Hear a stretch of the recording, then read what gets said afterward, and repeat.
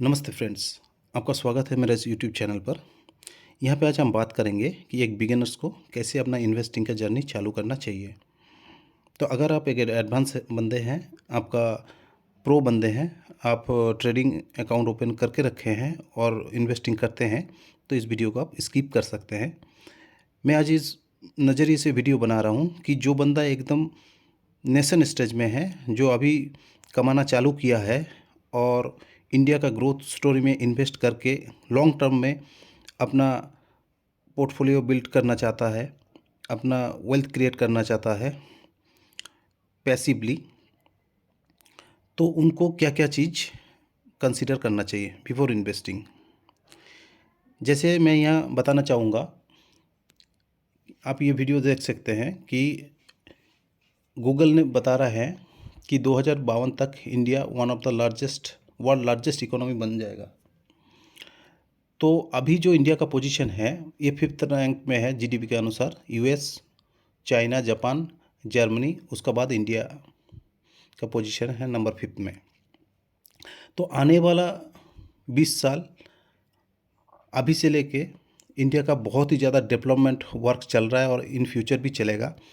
तो India growing कर रहा है, India one of the fastest growing economy है और बहुत सारा प्रोजेक्ट चल रहा है, आने वाला इन फ्यूचर में भी प्रोजेक्ट चलेगा। तो ऐसे ही इंडिया का ग्रोथ स्टोरी चलता रहेगा। तो मैं आपको कहना चाहूँगा, अगर लॉन्ग टर्म में आप वेल्थ क्रिएट करना चाहते हैं, अपना फाइनेंशियल फ्रीडम को अचीव करना चाहते हैं, तो आप इक्विटी में धीरे धीरे इन्वेस्टमेंट करके अपना पोर्टफोलियो बिल्ड कीजिए और पैसिवली, बिना कोई टेंशन का, बिना अपना जो इन प्रेजेंट आप काम कर रहे हैं उसको कुछ दिक्कत करके, कुछ परेशानी उठा के आप अपना पोर्टफोलियो बिल्ड करके लॉन्ग टर्म में वेल्थ क्रिएट कर सकते हैं। इस चीज़ को मैं बताना चाहूँगा। जैसे आप देख रहे हैं, ये बीएसई सेंसेक्स है, सेंसेक्स का चार्ट है। लॉन्ग टर्म में ये चार्ट ऊपर ही ऊपर जाता जा रहा है, भले ही बीच बीच में नीचे आया हुआ है, सर्टेन कुछ न्यूज़ का चक्कर में कुछ इनिशियल प्रॉब्लम हुआ होगा उस टाइम में। जैसे 2008 में क्राइसिस हो गया, 2000 का .com बबल हो गया, फिर अभी 2021 में ये कोविड आया था। लेकिन ओवरऑल जो अब ग्राफ का चार्ट, जो ग्राफ देखेंगे, वो ऊपर ही जाता जा रहा है। ऐसे ही धीरे धीरे अगर आप इन्वेस्टमेंट करेंगे तो आपका भी पोर्टफोलियो ऐसे ही धीरे धीरे ऊपर जाता जाएगा, आपका वेल्थ क्रिएट होता रहेगा। सेम निफ्टी 50 को भी देख सकते हैं, देश की सबसे बड़े 50 कंपनियां, ये भी पोर्टफोलियो है। इस पोर्टफोलियो में करके ये भी सेम एज इट इज़ 2008 में नीचे आया हुआ है। फिर ये जो बड़ा गैप है 2020-21 में, ये भी कोविड का टाइम में नीचे फॉल हुआ था। अभी देखिए टॉप में चल रहा है, ओवरऑल हाई में चल रहा है, लाइफ टाइम हाई में चल रहा है।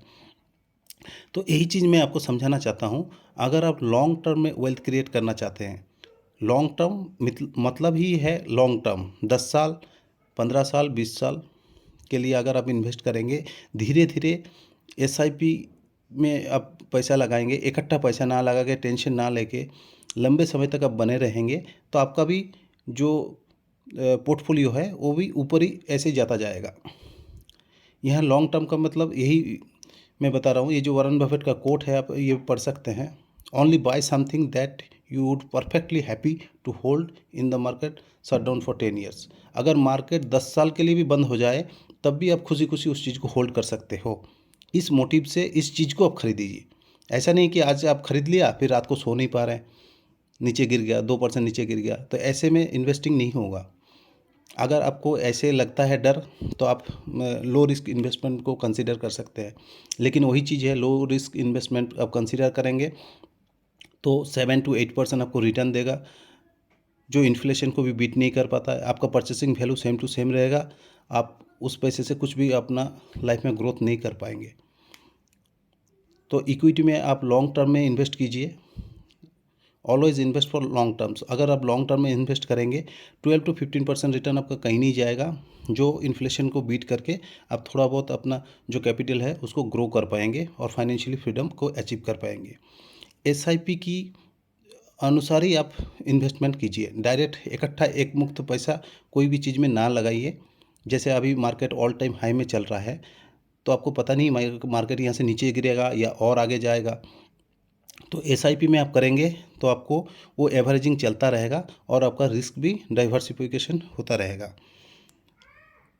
तो ये इसी चीज़ को अब मैं 2-4 क्वेश्चन लेके आपको समझाना चाहता हूँ कि अगर आप पूछना चाहेंगे कि स्टॉक मार्केट रिस्की है, तो मैं कहना चाहूँगा जी हाँ, स्टॉक मार्केट में एक रिस्क रहता ही है हमेशा। जैसे आपने ग्राफ में देखा, कभी बहुत सारा नीचे डिप में आया है, फिर ऊपर गया है, एक रिस्क रहता ही है।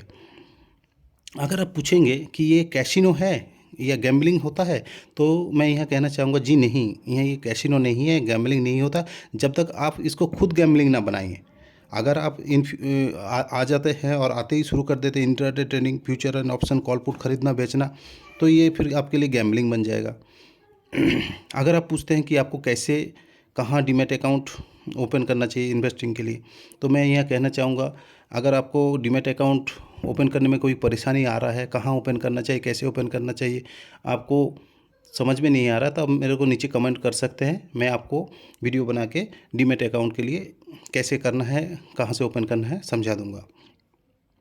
नेक्स्ट आप पूछेंगे कितना कैपिटल का रिक्वायरमेंट होगा, तो मैं यहाँ कहना चाहूँगा, आप अगर एसआईपी फॉर्म में इन्वेस्टमेंट करेंगे तो लो कैपिटल से भी आप शुरू कर सकते हैं। इसमें कोई इकट्ठा कैपिटल नहीं चाहिए 10 लाख 20 लाख का, लो कैपिटल से आप शुरू कर सकते हैं। तो अगर आप पूछेंगे कि डाइवर्सिफिकेशन और रिस्क मैनेजमेंट, तो मैं यह कहना चाहूँगा कि डाइवर्सिफिकेशन और रिस्क मैनेजमेंट करके हमेशा चलना चाहिए। कब क्या आएगा, कब डिप आएगा, कब क्या आएगा, आपको कुछ नहीं पता। तो जो आप कैपिटल लाएंगे, उस कैपिटल को कुछ सेक्टर आप चुन लीजिए जो ग्रोथ सेक्टर है, उस ग्रोथ सेक्टर का सेक्टर लीडर में आप पैसा लगाइए और धीरे धीरे एसआईपी करते रहे। 8 या 10 सेक्टर आप चूज़ कर लीजिए, 8-10 सेक्टर का 10 या 20 कंपनी आप रख लीजिए, उसमें धीरे धीरे एसआईपी करते रहिए। बहुत बढ़िया आपका पोर्टफोलियो बिल्ड हो जाएगा और धीरे धीरे चलता रहेगा। अगर आपको डिफरेंट एसेट क्लास क्या होता है, कहाँ इन्वेस्टमेंट करना चाहिए, म्यूचुअल फंड क्या है, डायरेक्ट म्यूचुअल फंड क्या है, रेगुलर म्यूचुअल फंड क्या है, इसके बारे में संपूर्ण नॉलेज चाहिए, पूरा नॉलेज चाहिए, तब मेरे को नीचे कमेंट कर दीजिए। मैं इसके बारे में आपको वीडियो ला के पूरा समझा दूंगा। नेक्स्ट रिस्क मैनेजमेंट एसेट, जो मैंने बताया कि कहाँ इन्वेस्टमेंट करना है। अगर आप इक्विटी में डायरेक्ट स्टॉक में इन्वेस्ट करना चाहते हैं तो कौन सा सेक्टर में करना चाहिए, सेक्टर लीडर कौन सा होता है, कैसे चूज़ करें, कहाँ से देखें, तो ये सब के बारे में आपको नॉलेज चाहिए, आप तो वो भी नीचे कमेंट कर सकते हैं। मैं उसके बारे में भी आपको धीरे धीरे ला के समझाता रहूँगा। बने रहिएगा आप मेरा साथ, मैं आपको धीरे धीरे जितना समझा पाऊँगा मैं आपको समझा दूँगा। तो यहाँ पे एक चीज़ मैं कहूँगा, अगर आपने ठान लिया है कि 2024 से आपको इन्वेस्टमेंट करना है, आपको लॉन्ग टर्म में वेल्थ बिल्डअप करना है, आपको फाइनेंशियल फ्रीडम को अचीव करना है, तो मैं कहूँगा कि कुछ चीज़ है जो आपको अवॉइड करना चाहिए इनिशियल स्टेज में, जैसे कि इंट्राडे ट्रेडिंग। इंट्राडे ट्रेडिंग आपको ले डूबे